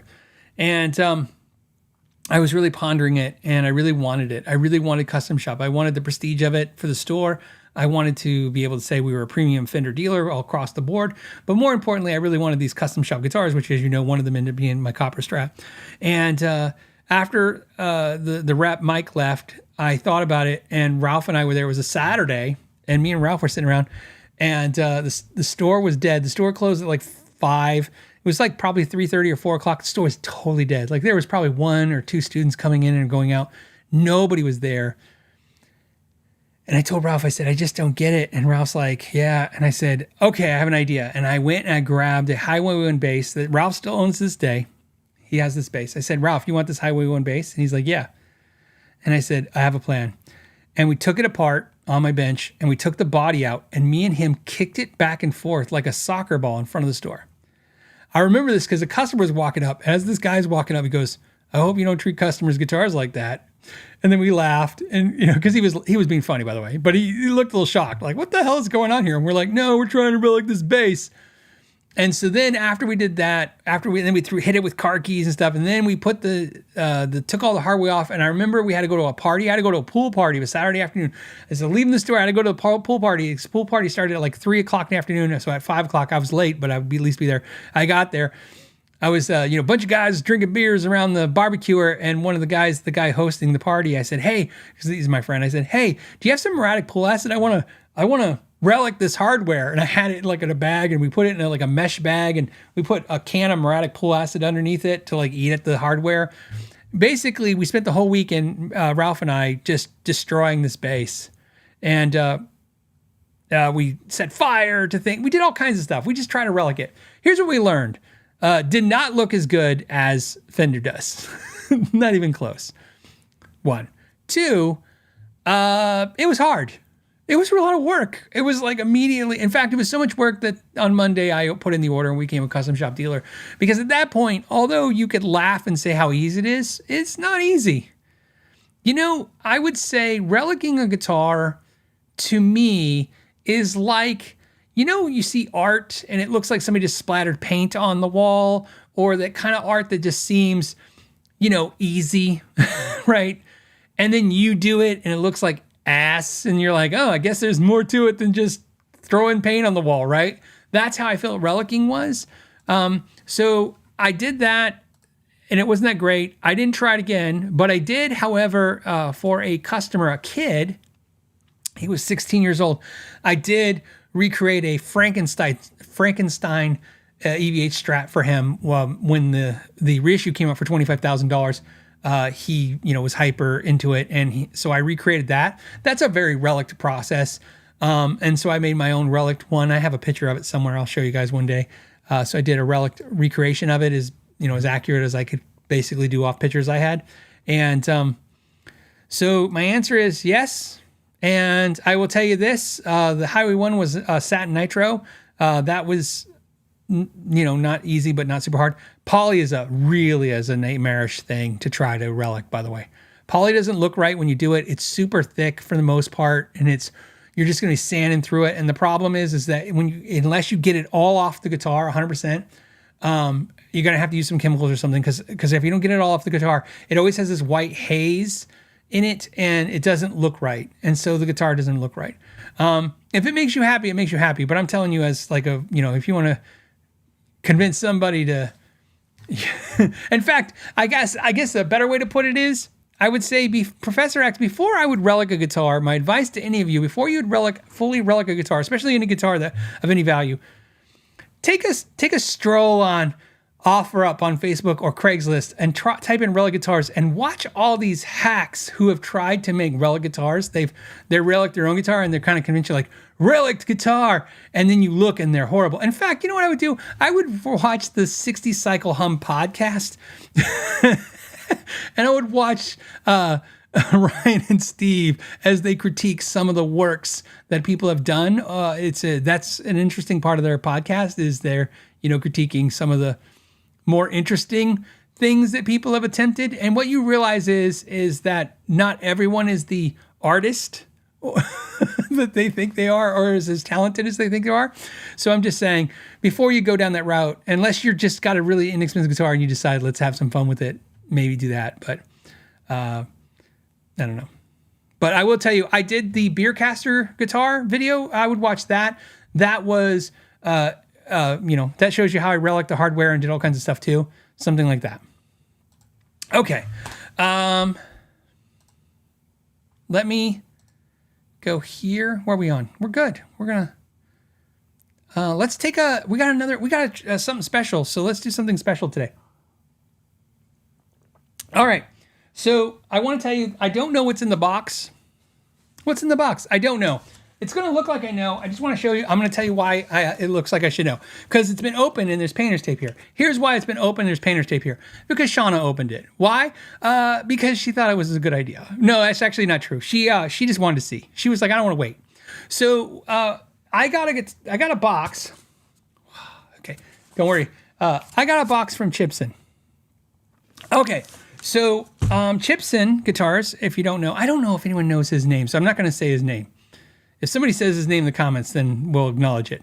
But anyways, the man, the myth, the legend behind Chibson, if you guys don't know, the first time I met the guys at Chibson, I was at the NAMM show, probably 2019 or 18, was walking around, saw them, said, hey, I'm a huge fan. They gave me a Chibson shirt. I gave them a Know Your Gear shirt. Anyways, and then I don't know when it was, but this year, I don't know if this is connected to this. I'm just letting you know set up this so you understand there's a possible. I bought. Let me show you. Let me show you what I bought.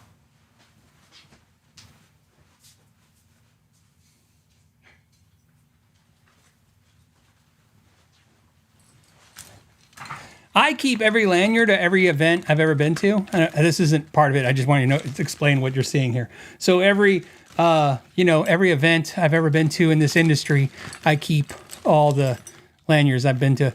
Even this one, which is my favorite. This is the Gibson VIP event that I crashed. I was not invited. I just went. I snuck in. Anyways, I bought this Chibson thing. It's this is the Chibson thing. I got a yellow one and a pink one. They go in the handle of your Steve Vai guitar, so those guys don't know. So I bought these. So I don't know if because he maybe saw my name. I used my real name when I bought it. Maybe he thought he'd send me something, or he just wanted to send me something. I don't know. Like I said, I've had many great conversations with him over the years, and the Chibson guys I think are hilarious. So plus I think we had a good time hanging out with them at a Sweetwater event once. Okay, so I want to share what's in the box right there with you guys. Let me move this microphone. Okay, so he sent me some stuff, and I thought, let's share. It's a little sticker of that foam thing. And a sticker called Guitar Center. That is great. Actually, I want to keep this, but I'm going to give this to my friend, who I know is going to love that too much. It's my other guitar is a Chibson sticker. That's nice. By the way, if whatever reason he did this, I hope he gets some business out of this, because at the very least, it's smart marketing to send it to me, right? These I love. Okay, so my advice to Chibson, if you see this, you need to make these with backings that are like painter's tape, because I'm going to stick these on my Gibsons, but I need to not use the actual adhesive from these because I don't want to damage them. I got this sticker. I don't know what that is. Okay, so then he sent me these. I know Shauna was laughing because I heard her laughing, and I go, what? And she said picks. I'm going to assume these are the picks. Pepto-Bismol picks. They're Pepto picks. So that's really funny. You know what? There is there a slit in this? Is there something? I don't know. I wonder. Huh. Because it says Jazz 3-pick, but there's 2. And I was like, did Shauna take one? I think Shauna took one. I think she took it apart and took one. I think Shauna took one. Okay. Oh, more Chibson stickers. So we're getting a lot of Chibson stickers. Oh, this is funny. Okay, this is cool. There's more. We haven't done a show and tell on the show in a while. I used to do it when you guys send me gifts and stuff. I need to do that every once in a while. Okay, so this box, this is the Tone mug. And it is exactly, that's funny. It's porcelain. The Tone mug by Chibson. Look at this. It looks huge, right? But like to scale, if this helps. See, it looked like, right? For when you see this, you're like, you put a bowl. This is a nice hat. Does it come with a free bowl of soup? It looks like you put soup in it, but then you look, you're like, see, it's just a. So there, for those that want scale, it still looks huge. That's pretty cool. Does it go to 11? It goes to 11. Thank you guys for saying that in the comments. That's funny. It goes to 11. So that's really cool. Okay, so we got that. That's in there. Definitely going to use that. We got something else in here. There's 2 more things, actually. Okay. Oh, it's another one. It's another as seen on the internet. As seen on the internet is funny. So is it the same? Is it a different color? Same color. Nope, same color. So it's a white one. Maybe we'll use that for a giveaway. I don't know about you guys, but everybody loves to send everybody a mug. And if you have I have a cabinet with mugs in it, and you open the cabinet and you go, I can't fit any more mugs. So Chibson, I think we'll do a giveaway with the other mug. I'll add some swag to it and pass it on, and I'll keep this one because.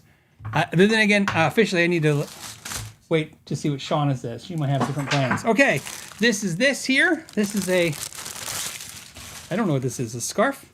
It's I'm going to say because it's got grommets, it's a flag. It's a flag.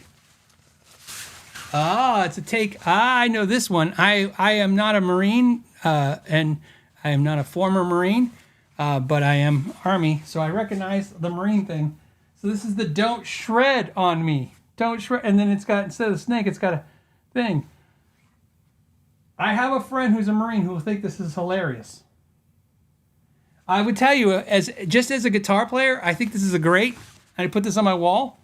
But as an Army guy, I kind of have a weird, I don't know how to explain it. As an Army guy, I have a weird, don't ever, I always kind of honor that the Marines are a little bit, like, more. Actually, just for the record, let me just tell you a funny story. So when I went to AIT, I went to AIT in Maryland, and that's your advanced individual training in the Army.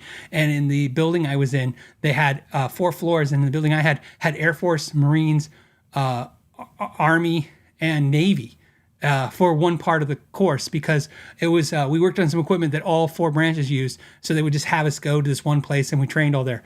And I always love telling this story because it's like everybody's always got a Marine joke or a Navy joke or an Air Force joke and all that stuff. But this is not a joke. This is true.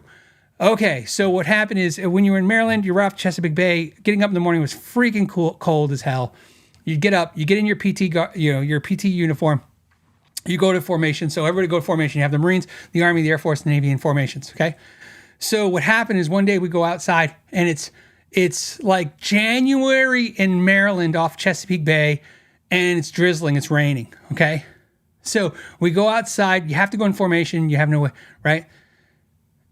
The instructors for the Air Force guys tell the guys that it's raining, and therefore they can go. They're going back go back to their rooms and get ready for chow hall, for breakfast. We call it DFAC, but not chow hall anymore. Chow hall is like an older saying, but so the older instructors would sometimes say chow hall, but we always said DFAC for dining facility. But anyways, my point is the Air Force guys went back to their rooms. They were told to square up the rooms, clean the rooms, and get ready for chow later. Okay. The Navy guys, oh, you know what? I'm wrong. There wasn't Navy guys. It was just Air Force, Marines, and Army. I apologize. No Navy guys. So the Air Force guys went back to their rooms. We were told to go. We went into the building. I told you it was many stories. We went in the building and we ran up the stairs, across the barracks, back down the stairs and across. We did our PT for our hour, whatever PT, we did it in the building running. So we went back in the room or the building. The Marines, right? The Marines, the instructors go back in the building and switch to your boots. We're going for a run. Because they didn't want their feet to get wet. So they went in and got boots on and ran in their boots instead of their running shoes. And they ran out in the rain and the cold in their boots.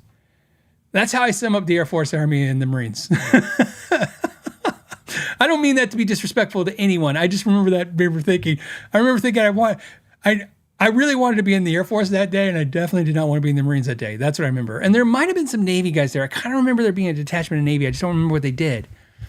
But anyways, so I'm going to give that to a Marine friend of mine. So that's the takeaway. I hope that's the takeaway we get. All right, let's polish this show up. Let's find something guitar related to talk about to finish out the show.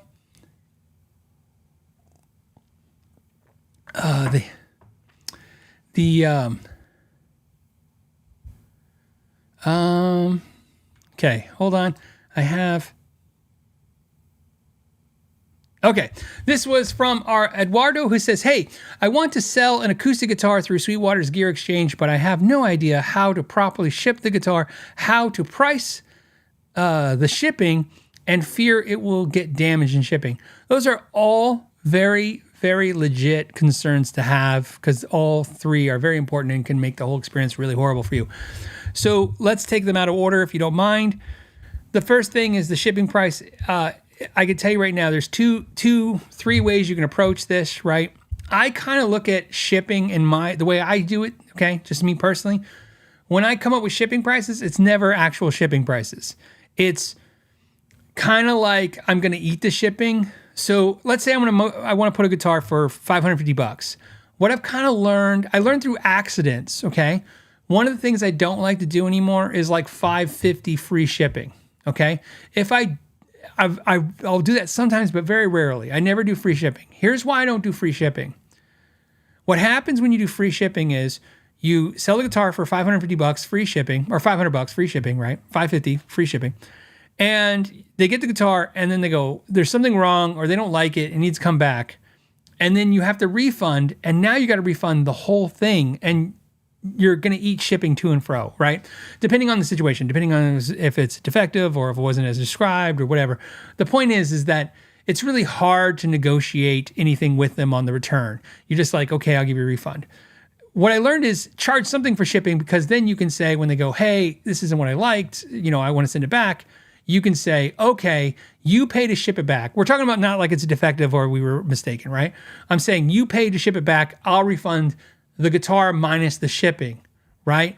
And that way I'm not eating all the shipping and the mess. And that's just the way I like to do things. I find it be less stressful for me. The other thing I do is also it helps me pad the pricing a little bit. So like, let's say I want to sell the guitar for, $550, but it might be might be a little on the top end of the price point, or maybe it's a little more aggressive. It's not the bottom of the price points. It's a lot easier to say $500 plus $50 shipping. A lot of people are easy on that. And I find that people are emotional, and all of us are that way. If you charge too much for shipping, which is technically usually the right price for shipping, people go, oh, it's ridiculous for shipping. But if people see what they think is a reasonable shipping price, don't assume just because that people are highly informed, right? People think like, oh, ship a guitar because you understand, they don't perceive it the way you do. You're thinking like it could cost $100 a ship. What happens if they're in California and I'm in Arizona? They're going to $100 a ship. It only costs me $50, $60 a ship, right? So they think your shipping's ridiculous, but somebody in New Jersey probably thinks your shipping's a great deal, right? Because that's a lot. So flat rate shipping sometimes is problematic, because if you price it too high, you're going to put yourself out of a lot of buyers just on the emotional stance of it. They're just like, I'm not going to pay this ridiculous shipping, even if your price is really good. Sometimes people will, what is it? What's the saying? Spite your face kind of thing. They'll literally they'll say, hey, $500 is a great deal, but I'm not paying $50 for shipping. That's ridiculous, right? So I temper it. I've learned to just go with the emotion of it. Find something that I think is reasonable to charge, and I look at it as, I know it's not going to cover all my shipping, but at least I'm getting, because I look at whether you're at reverb.com or Gear Exchange, only thing I care about is what it says I'm going to get at the end. That's the real number for me. So it's not about what I think it's worth. I don't think what people pay. I just look at it and go, I need to get this much out of it, or I'm not going to sell it if it's less than this. So if it's like, okay, $500 plus $50 shipping, and it says, okay, after fees and everything, you're going to net, $50. And I go, okay. And I go, well, and the shipping is probably going to be 70. So I'm going to have to eat 30 out of that. So if I'm happy with 420, I know, a little 420 joke. If I'm happy with 420, then I proceed to continue on with selling the product. If I'm not, then I don't sell it on those kind of platforms. So shipping, it's a little tough. Like I said, you can do actual shipping where you say, hey, I'll charge you actual shipping. What I find is that I'm less prone to buy from sellers who have actual shipping, and I think a lot of sellers are too, because you're like, I have to buy it and then kind of negotiate the price now. I want to just know the price when I'm a buyer, right? When I'm a buyer, I just want to know like $700 total, right? Because it's already bad enough. You have to kind of buy it and it's $700, and you're like, okay, and then my shipping or my tax is this, so it's really $770 or $780. It's already too much math sometimes to figure out all the and then whatever they're going to charge for shipping. So I don't like the charge actual shipping, not me personally. Again, anyone has different ways of doing that. You can put your way of doing it in the comments as well. So just keep that reasonable. Boxes. We buy boxes. You can buy boxes from Amazon. They sell them in 3-packs that will work for acoustics. It's really hard, but if you can go to music stores and ask for boxes. But back in the day, we used to give boxes away in our store. Then we started selling the boxes because every day somebody was looking for boxes. So we learned we could start selling the boxes. And then I remember when people come in and we're like, we want $5 a box. And people were like, that's ridiculous. But they'd buy them because they needed them. And then I remember no matter how upset they were about us charging for boxes, they were never as upset when we said, we don't sell boxes anymore because we need them for when we ship now, because all the dealers became shippers. So unless of course you got a new guitar and you always have boxes, but I would definitely, if it's an acoustic guitar, I would double box it, especially if it's not a case. An acoustic guitar, if it's any value whatsoever, it definitely needs to be in a case or a gig bag. If you don't have a fitted box, that's a thought. And then your fear it will get damaged in shipping. Well, that's why you want to take the time to pad it really well, wrap it really well, double box it, and insure it. And so whether you use Gear Exchange or Reverb, you want to insure it heavily. I've listened to people online talk about the cheaper ways to do this and the faster ways to do this. I think if you've been selling, I've been selling for so long against my will. So what I mean by that is I don't want to sell stuff. I had a store. I didn't want to ship. Shipping things was not my dream when I had a store. I wanted to hang out like this, hang out with guitar players, talk about guitar, fix guitars, do guitars. Nothing about the online experience was anything that I ever wanted or cared about. But my point is, we had to in the store and I didn't like it. And then now, because I have a YouTube gig and sometimes the guitars come and they have to go, I have to sell them and get rid of guitars, because that becomes some kind of compensation for me. That's how I'm getting compensated. Or better yet, I'm churning the money into other videos. I have to sell things. Again, it's not something I want to do, so I don't want anything to come back. So again, this is where I'm cautioning you with my advice. A lot of the things, especially the people who bought from me, a lot of you guys are my patrons and channel people who watch the show. You bought a lot of guitars from me over the years here. You'll know it's like I tend to not. I tell you that it has this stuff, but I don't lay. What I'm basically saying is I always under-promise, over-deliver. A lot of you have bought stuff and found out like, oh, he didn't say it came with all this extra stuff, or, oh, wow, the case is in way better shape, and, oh, wow, it's double boxed, and, oh, wow, right? Because again, I want whatever, when I ship something out, I never want to see it again, like ever. It's gone. And I'll go through the time to make sure it's right and make sure it's packed right and it's what it is and shipped. So, my other advice for you, Eduardo, which is my best advice, is if you've never sold anything online, I would not sell something that's difficult. Sell something easy first. Sell a pedal. Sell something easy. That's highly what I recommend to everybody. first of all, it's not going to do you any good anyways, because if you have anything of real value and you're a first-time seller, most buyers are going to be a little cautious that you don't have good feedbacks or any feedbacks. So that's going to make them nervous. You know how many times I come across a guitar and I go, wow, I really want the guitar, but for $1,500, I'm not buying from a first-time seller. And I wouldn't even buy from them for a $500 guitar from a first-time seller. So where I would buy a $99 pedal or something like that, I'll take a chance because I know it's protected. So I would suggest selling something easy first, something you can box. You can obviously get a box for a pedal. If you don't have pedals, then maybe something else. I don't know, guitar straps, something. You should sell something easy first and get a sense of doing it and kind of learn. That's how I would do it. That's my advice. You can also hire services like UPS stores to do it, but it is super crazy expensive and you're not going to get very much money unless the guitar is very expensive. And I will tell you that when I've sold guitars that are super crazy expensive, everybody's going to have a different perception of what that means to somebody. I'm like, they think I'm talking about $800 guitar, and some people think I'm taking an $8,000. People think I'm talking about $18,000 guitar. So whatever makes you think, whatever that is, you just process that yourself. What I'm trying to tell you is whenever we've sold something super expensive, we have absolutely paid for a third party to pack it and ship it. And I can tell you right now, that is the best way to go with something super expensive. Have a professional pack it and ship it. That's also because if there's any issues, there's no question, right? So like, for instance, if a UPS store packed and shipped my instrument and shipped through UPS, and UPS is saying, oh no, they're fighting the claim, I'm gonna be like, you guys did it. Plus the UPS store sells you insurance too. So I'm just saying, on the high end, we've done that in the past. So, but luckily for me, we don't do very much high-end stuff. Usually I don't have a whole lot of crazy stuff to sell. And Brian says, I have paid UPS to double box stuff guitars after I super pack it first. Yeah, of course. Like I said, I am in shock every week when companies send me guitars, and sometimes I get the guitars and I open the box and I go, I didn't know how I got this. You know what happened today? I'm not going to tell you the music store, but it was a mom and pop. I bought a guitar. Since the end of the show, I'm going to share with you. I bought a guitar today, and I'm like, these guys I can't believe they shipped it like this. So I bought a guitar for a video. Okay, it's not a video that I think a lot of you want to see. It's a video that I thought would be good. It's interesting to me. Okay. And I'll show you the guitar. So it's the end of the show.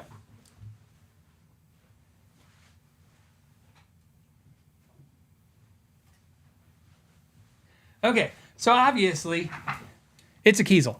So anyways, I ordered one of these new Ibanez guitars that people are saying are ugly. Look at this pearl blue. Look, I shouldn't really show too much of it because I really want the video to do well. This, to me, regardless of the model number and stuff, this was the Alex Skolnick guitar from the late 80s, early 90s that people really wanted. So I bought this guitar to do a video because I don't know, I thought it was interesting. And I actually, when it came out, I saw a lot of the comments on the Ibanez pages, and I thought, oh, I'm kind of curious. I want to do a deep dive. I actually have seen 2 negative reviews of this guitar already. So I'm like, I think a deep dive will be interesting. Let me tell you what they did wrong. They didn't double box it, which is, I guess, fine. They packed it okay, but they didn't lock these down. So if you're not familiar with the Floyd Rose system or the Edge tremolo system by Ibanez, they have locking nuts, right? So here's the piece of metal and the locking nut, right? And when I grabbed the box, I heard, bouncing around. And I got it out, and Shauna goes, how is it? And I go, it's fine. And I go, these were just bouncing around in there because these are all were so loose, but this one, it fell apart, and these two are bouncing around. And they didn't really pad the guitar very well. So luckily, these did not bounce and hit the guitar. This is basswood. It's very soft. So if one of these just would have hit anywhere on the corner, it would have chipped. And this is a professional store, right? It's a mom and pop, but it was a professional store. So, like I said, I find, that would have sucked. Because if I would have got it and it was damaged, think about what they got to go through now. I got to go, hey, the guitar is damaged. You need to send it back. So I think, let me hang this back. So basically what I'm trying to say is, watch it. You know, somebody said Trogley has a video on how to box guitars. I almost caution. I haven't seen it, so I don't know if I should recommend something I haven't seen. But I assume he can ship guitars effectively since he sells a lot of guitars, I would imagine. But I would just say, you know, it's not a fun experience to ship a guitar and it get damaged, especially when it's your fault and you have to eat everything because it sucks. That's just the answer. It sucks. Okay, I think we've done it. I hope you guys enjoyed today's show without super chats. Like I said, we didn't activate them for the second half. We're thinking about doing that. The reason why we're thinking about doing that is just to vary the amount of people. We pulled some stuff from the patron members. The logic being, I just want to give you the logic. The logic was, you know, some people are super chatting us $5, $10. Everyone's about $20. And there's a couple of things going on. The main thing is I thought, you know, people pay me $5 to ask me a question, but they could just be a patron for the month for $5. And so we wanted to give people who are paying $5 for the month to give a little more access. So in other words, we pull a couple of questions, but more importantly, if there was no super chats, we could be more real time with the comments and the sections. And I got to tell you, the super chats have never been something I've been interested in. It was just an easy way for me when I'm doing the show because they're brightly colored. And when I'm looking for a comment, a question, and there's dead air, it was always easy for me to grab some kind of comment. And funny enough, odd, that when people pay $1 or $5 to ask you a question or comment, it's usually not rude, right? So I'm not worried about reading a question that's like, you know, a kind of a gotcha. It's usually a legitimate question because for some reason, trolls don't spend $1. So anyways, but now that we have the moderators here and they're helping so much, the question became, you know, with all the help and them helping me find questions. And so when I'm looking for questions, what I can do now is, you know, you have Amanda or you have the other moderators sending me questions here on another screen. So I can go to those like super chats. And they kind of know what I'm looking for. They're looking for topics that are more universal, you know, a topic that's not so much specific. Like I bought a guitar in 1982 and it's like, you know, it's just a specific problem that maybe only you have, but something maybe, you know, like soldering, a lot of you maybe think about soldering. So I wanted to try this. So I've turned it off. It obviously, it decreases the revenue of the channel, but you know what? The reality is this, we're very fortunate to have the show and does as well as it does. And so I just want to thank all of you because it is the community effort that makes it worth it. And, so let me know in the comments if you like it this way. If not, if you think we should bring them back, if you think it should be back, like I said, for the second half, or maybe once a month we do them. I don't know the answer yet. As long as you guys enjoy the show, I think that's all I really care about. So as long as it's making the show better, not worse, I'm for it. And you guys can let me know in the comments. I'm sure you will. On that note, I want to thank you guys for your time. And till next Friday, know your gear. Oh, and... turn it to 11, drink it to 11, drink it to 11. Look at that. I don't know why I can't find the 11. And also thanks Chibson for the gift pack. All right, guys, you have a good one. If you're learning something or having a good time, don't forget you can subscribe for free and help this channel. Or for $10 a month, you can join me on Patreon for live clinics where you can